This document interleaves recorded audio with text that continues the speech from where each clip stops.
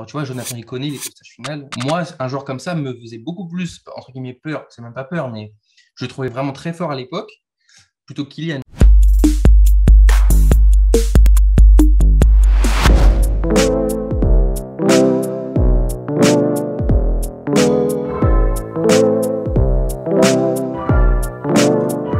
J'ai vu le personnage à partir des premiers ou deuxième tour régional de l'INF. La première fois que je l'ai vu, si je me trompe pas, c'était avant même d'intégrer l'INF Clairefontaine. C'était en présélection. Et moi, il faisait déjà partie des très gros joueurs. Au bout d'un match ou un jour de stage, on voyait déjà que lui, comme deux, trois autres, faisaient partie des très bons. On savait qu'ils allaient être pris euh, à l'INF. Moi, je me rappelle, au stage final, donc on était tous dispatchés, et lui, il faisait des passements de jambes tout le temps.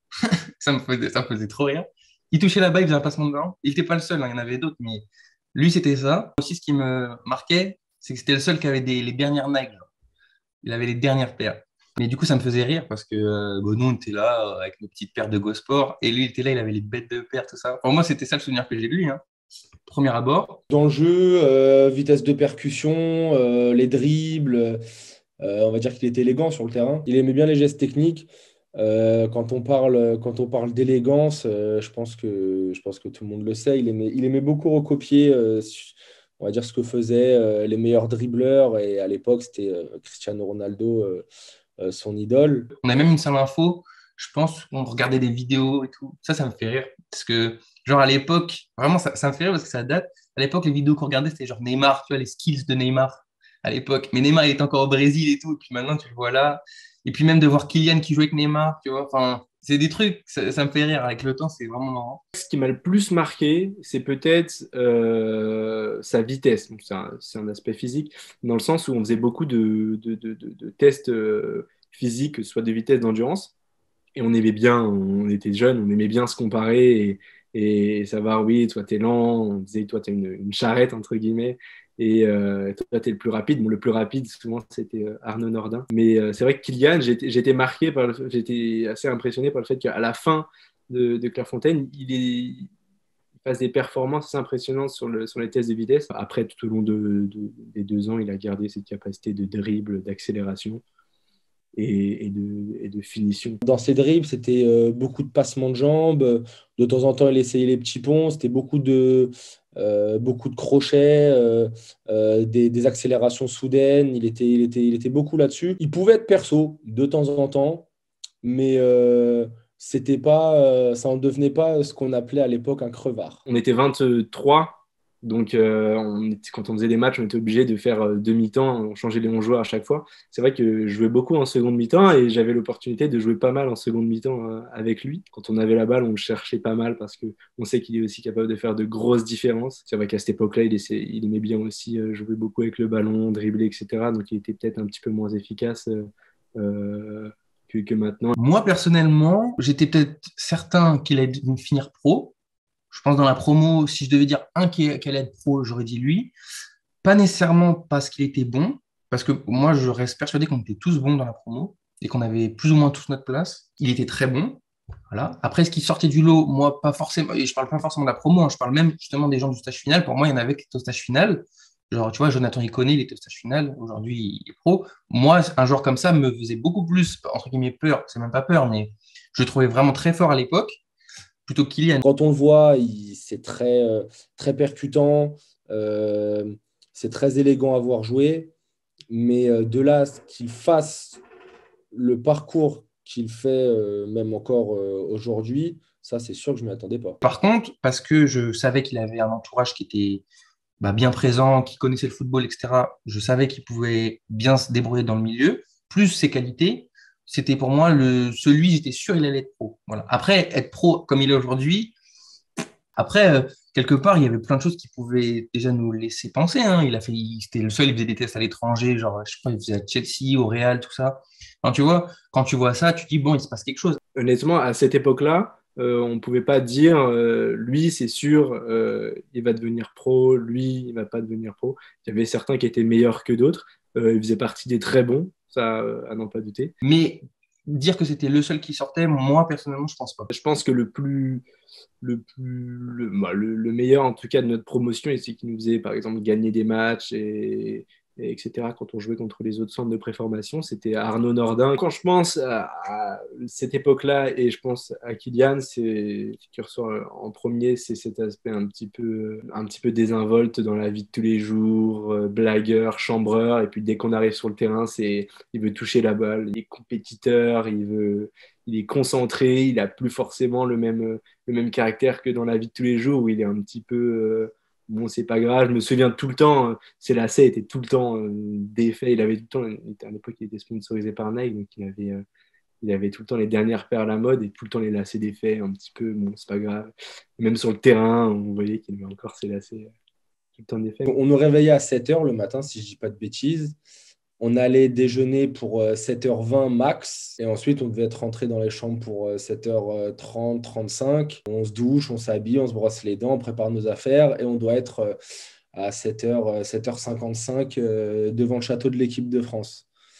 Et si je ne te dis pas de bêtises, Kylian, ça lui est arrivé, je crois, plus d'une fois, de se faire réveiller par les surveillants et de complètement zapper le petit déjeuner et de débarquer directement au château de l'équipe de France. Et dans la personnalité, très chambreur. Alors, beaucoup avec ceux qui connaissaient le mieux et même avec ceux qui connaissaient le moins, il était chambreur, il aimait bien ça. On se vannait énormément, tous. Même des fois, ça vannait les parents, ça, on va pas dire, mais voilà. Et c'était ça tout le temps, tout le temps. Et Kylian, je pense que c'était un des pires dans le meilleur, dans le bon côté, hein. Mais genre, lui, il était à 7 heures du matin, on allait au petit déjeuner, il vannait déjà, genre. Ça me fait rire parce que moi, aujourd'hui, aujourd'hui, on n'est plus trop en contact, mais de ce que je vois, il donne quand même une image de lui, je trouve, qui est assez sérieuse, assez bien. Mais je pense qu'on ne voit pas tout ce qu'il peut dire, tout ce qu'il peut faire à côté. Enfin, moi, je sais que c'est quelqu'un qui charrie beaucoup, quoi, qui est très drôle et qui charrie beaucoup. Si je pense à Kylian à l'époque, c'est les principaux traits de caractère qui ressortent, c'est la bonne humeur, son sourire. Si j'essaie de me remémorer, c'est le sourire qui me vient en premier. C'était un personnage. Il n'y avait pas que lui, hein. Il n'y avait pas que lui, mais il faisait partie de ces personnages ouais, qui étaient tout le temps en train de chambrer, tout le temps à amuser la galerie, tout le temps à rigoler. C'est vrai que franchement, en 2 ans, je ne l'ai pas vu beaucoup faire la tronche, hein. Même les entraînements, ça se vannait tout le temps. Genre, il suffisait qu'il y en ait, ils se prennent un petit pont ou même par exemple Kylian, il faisait un dribble, bah, hop, ça charriait derrière, quoi. On va dire qu'il y a quelqu'un qui lançait une mèche, ça retombait sur Kylian, et il se retournait en regardant, en lui disant, est-ce que tu es sûr? Et quand il disait ça, c'était sous-entendu, est-ce que tu veux réellement que je rentre moi aussi, chambrer et vulgairement dit te vanner avec les autres? Ça, il adorait ça. Même quand il n'était pas dans les histoires, il adorait rentrer dedans. En fait, il faisait jamais de grosses bêtises. C'était pas un gamin irrespectueux, enfin, à l'époque. Mais c'est toujours des petites bêtises ou des petits trucs bêtes. Quand il se faisait choper par le surveillant, quoi? Non, c'est pas vrai, non, non, tu mens, tu mens, tu mens. Il aimait trop dire ça aux surveillants. C'était jamais lui. C'était jamais lui. C'était jamais de sa faute. Quand Monsieur Lafargue il chopait depuis tout en haut du synthétique couvert, qu'il le voyait en train de tirer dans les cages, qu'il arrivait en disant Mbappé ou MBB va courir, je te vois tirer sans être réchauffé. Non, c'est pas vrai, c'est pas vrai, c'est pas vrai. Tout le temps comme ça. Voilà, ça c'était Kylian. On avait tous un surnom par rapport à nos défauts physiques. Ouais, on l'appelait Noisette. Bon, bah, de toute façon, c'est resté, hein. Bon, c'est dû à la forme un peu de sa tête. Il avait un petit peu moins de cheveux à l'époque. On voyait bien la forme de son crâne. Quand on parlait de chambrage, chacun avait ses petites expressions personnelles. Et voilà, Kylian, c'est resté tête de Noisette. Ouais, il y avait Noisette, il y avait, on se surnommait aussi, c'était Chico d'Or, je crois. C'était par rapport aux dents jaunes. C'est parce alors, honnêtement, la plupart des surnoms n'ont ni queue ni tête. Des fois, c'est sur des attributs physiques et c'est pas forcément justifié, mais je me souviens de Noisette et je me souviens de Chico d'Or, entre guillemets. Et Jean-Claude Lafargue il disait qu'il manquait de maturité. De fil en aiguille, on est venu à l'appeler MBB. MBB, bon, il le faisait entre nous, c'était pas trop devant les parents, mais c'est vrai qu'il il aimait bien le chambrer là-dessus parce que sur certains points, il était totalement immature. Nous, ça nous faisait rire, Mais c'est vrai que les coachs, ça les faisait un peu moins rigoler à l'époque. Par exemple, il y avait un truc à l'entraînement qui n'était pas juste, comme ça, il boudait, quoi, il faisait la tête. Donc, je crois qu'il l'appelait comme ça. C'est vrai que lui faisait partie avec d'autres, pas des plus immatures, mais en tout cas de ceux qui étaient un petit peu contrariés dès qu'une décision n'allait pas dans son sens.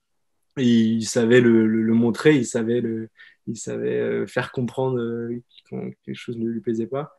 Donc c'est vrai que bouder, c'était une de ses spécialités aussi à l'époque. Le coach aimait bien, lui était attaquant, il aimait bien faire jouer les attaquants plutôt derrière pour leur montrer un petit peu le travail que ça impliquait, etc. Et dès que lui, sur la composition, parce qu'on jouait peu, enfin, l'INF Clairefontaine, on faisait peu de matchs, et dès qu'on le mettait derrière, en latéral, par exemple, parce qu'il joue plutôt excentré, c'est vrai que ça lui plaisait peu.